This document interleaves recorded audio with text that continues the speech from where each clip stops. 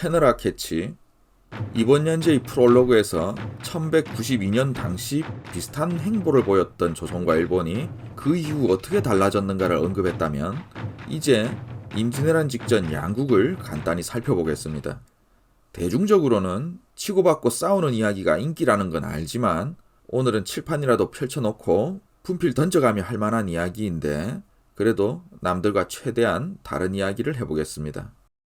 흔히 조선은 태평성대, 당파 싸움, 국방을 잊은 나라라고 일컬어지고, 반면 일본은 100년 내전, 히데요시 통일, 외부를 향한 무력, 이렇게 일컬어집니다. 1392년 건국에서부터 1592년 임진왜란까지 200년간 조선은 세계의 다른 나라에 비해 매우 평화로운 나라였죠. 임진왜란을 앞두고 사회적 모순을 거론하는 경우가 많지만 어쨌든 나라는 평화롭게 나름 잘 돌아갔습니다.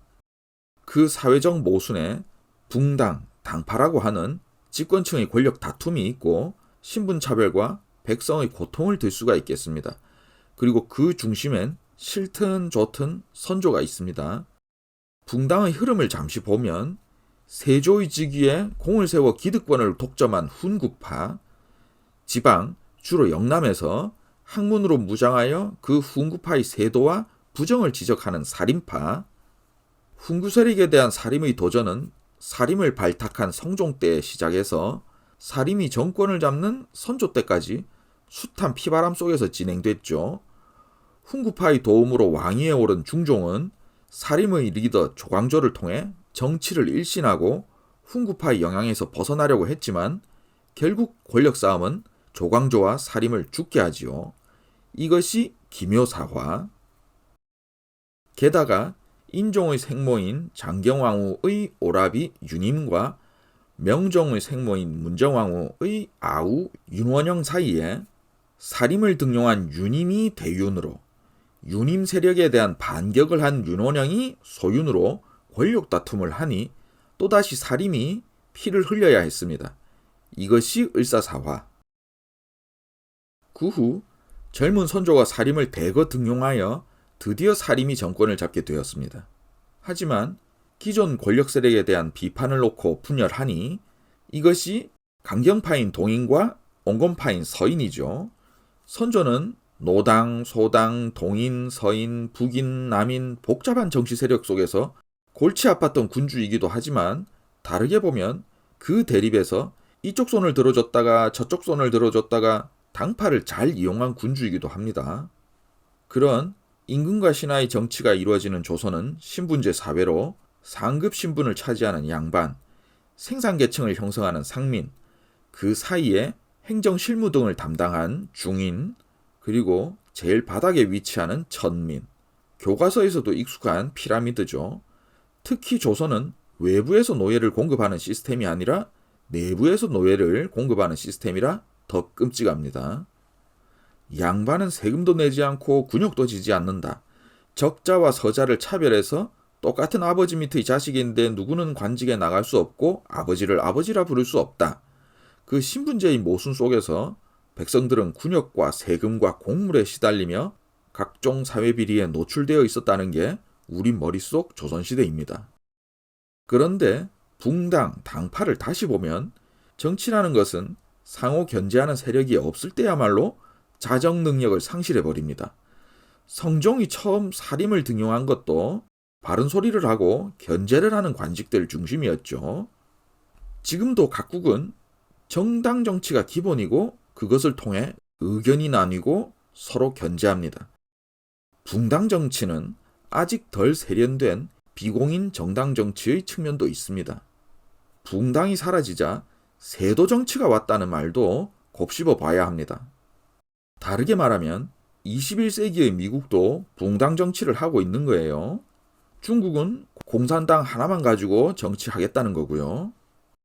개인적인 경험으로 90년대 중반에 학교에서 공대 동기들이랑 우르르 교양 선택 과목으로 한국 근대사 수업을 들었는데, 첫 시간부터 교수님이 당쟁 붕당의 역사를 한참 설명하는 거예요.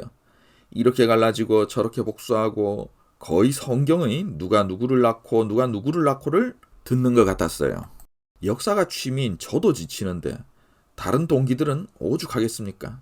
다들 고등학교 때보다 더 전형적인 수업에 혼이 나가 있는데 수업을 끝마치고 나가시는 교수님의 한마디가 지배층의 당쟁과 사화는 옆집 일반 백성의 생활에 아무런 영향을 미치지 않았습니다.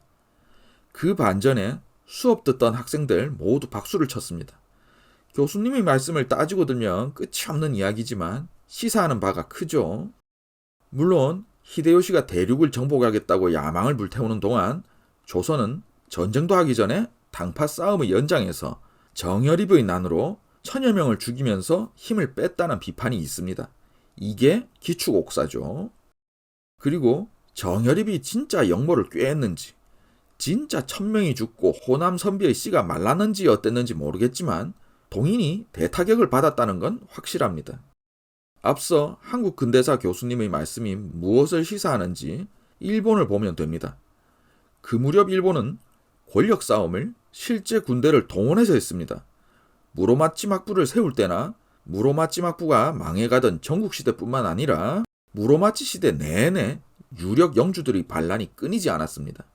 대영주들의 반란 자체가 권력 싸움이었고 무로마치 막부는 쇼군의 직할직 규모가 상대적으로 적어서 대영주의 반란을 토벌하려면 다른 대영주의 힘을 빌려야 했고 그 대영주의 힘이 커지면 또 다른 영주를 동원해서 제어해야 했죠. 그리고 그 끝에는 전국시대라는 자잘한 동네 영주들의 땅 따먹기 100년 내전이 기다리고 있었습니다. 당연히 백성들이 엄청나게 죽었죠. 그렇게 막부라는 무사정권이 유명무실해져서 일어난 100년 넘는 내전에서 토요토미 히데요시는 일본의 모든 영주를 격파하여 휘하에 거느리고 일본 정부의 수상이 되어 다시금 무사정권을 세웠습니다. 조선이 여러 사회 모순에 시달리고 있을 때 이런 일본이 쳐들어왔습니다. 일본에는 노예제가 없었다고 자랑하는 일본 사람도 있다. 일본이 전국시대로 서로 경쟁하며 나라를 발전시키던 때에 조선은 당파 싸움이나 하다가 나라 망할 뻔했다고 하는 한국 사람도 있다. 히데요시는 조선에다 군대를 보내기에 앞서 조선 백성들에게 한 푼이라도 뺏는 자는 베어버린다는 포고를 내린다. 그렇다면 사회 모순에 둘러싸인 조선 민중에게 일본군은 해방자인가? 물론 그렇지 않습니다. 전국시대의 전쟁은 또 하나의 돈벌이 사업이었습니다. 적의 영지에 쳐들어가서 쌀과 재물을 약탈하고 사람을 끌고 와서 팔아먹는 사업입니다. 사람을 어떤 형태로든 구속하고 어떤 형태로든 팔아먹는데 노예제가 없었다는 정의는 눈 가리고 아웅이죠. 특히 1587년 그 유명한 선교사 추방령의 제10조는 대당, 남만, 고려에 일본인을 파는 것은 잘못이며 덧붙여 일본에 있어서 사람을 파는 것은 정지한다 라고 명시하고 있습니다. 히데요시는 이후 지속적으로 인신매매 금지령을 내리고 있습니다. 사람을 어떻게든 잡아왔고 어떻게든 사고 팔고 있었고 어떤 구조로든 인간 사이에 예속관계가 있었다는 것이죠. 끌고 온 사람들을 친지에게 몸값을 받고 풀어주거나 세금 납부를 강요하며 인지를 끌고 가는 예도 많은데 이것은 나중에 조선에서도 똑같은 일이 벌어집니다. 임진왜란 때 겪었던 조선의 피해에 대해 한심하게 생각하는 사람들이 있는데 일본은 이미 전국시대 국내전쟁에서 자기들끼리 겪고 있었던 일이며 히데요시의 조선 침략과 그에 따른 피해 양상도 일본 국내전의 연장선에 있었습니다. 이런 내용은 후지키 히사시 교수의 연구가 대표적입니다. 게다가 히데요시가 강조했던 조선에서 백성들에게 한 푼이라도 뺏으면 목을 벤다 라는 포고령도 임진왜란 시작하자마자 엉망진창이 됐다는 것을 후대의 우리는 너무 잘 알고 있죠. 일본 전국시대 세율은 505민이라고 해서 50%를 영주가 가져가고 50%를 농민이 갖는 게 기본입니다. 내정으로 유명한 호조씨는 406민으로 세율이 40%라고 백성을 위하는 영주님이라는 소리를 들었을 정도입니다. 조선이 인민을 착취하는 봉건사회였고 잡다한 세금과 공납이 문제였긴 해도 애초에 기본 세율은 낮은 나라인데 조선 백성들이 저런 일본의 군대를 해방자로 볼 리가 없죠. 일본에서야 많은 매체가 조선의 하층민들이 처음엔 왜군을 해방자로 맞이했다라고 초점을 맞춥니다만 그마저도 얼마 지나지 않아 일본의 지배에 불만을 품고 저항했다고 적습니다. 의병이라는 증거가 있으니까. 민중의 이방과 해방자 탈영은 함경도나 일부 사례에선 해당되는 일이지만 일반화할 수 없다고 생각합니다. 왜군이 있는 곳에 의병이 있다는 말이 괜히 있는 게 아닌데다 조선인의 저항은 양반부터 하층민까지 신분 구성이 다양하기 때문에 일본의 해방자 운운은 동의하지 않습니다. 그리고 전국시대를 경쟁과 발전의 시대로만 보는 것은 전쟁에 대한 환상입니다. 전국시대의 속성은 어디까지나 내란이고 우리는 캄보디아나 시리아의 내전을 발전이라고 하지 않습니다. 일본도 평화가 찾아온 에도시대에 인구, 농업생산, 문화, 상업에서 더 많은 발전을 이뤄냈습니다. 덧붙여 봉건적인 사회라는 것과 봉건제 사회라는 것은 완전히 의미가 다른 겁니다.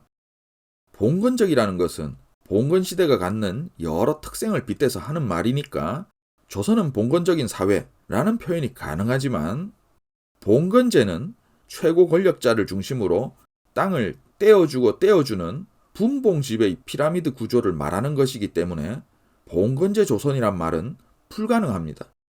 일본은 서양 중세시대처럼 위에서 아래로 다시 아래로 땅을 떼어주고 떼어준 군사 영주들의 전형적인 피라미드 봉건제 사회였습니다. 그 히데요시의 봉건제 사회가 철저한 중앙집권제이자 관료제 사회인 선조의 조선을 쳐들어온 것이 임진왜란입니다. 일본이 봉건제를 접고 중앙집권제 국가를 건설하는 데는 3세기를 더 기다려야 했습니다.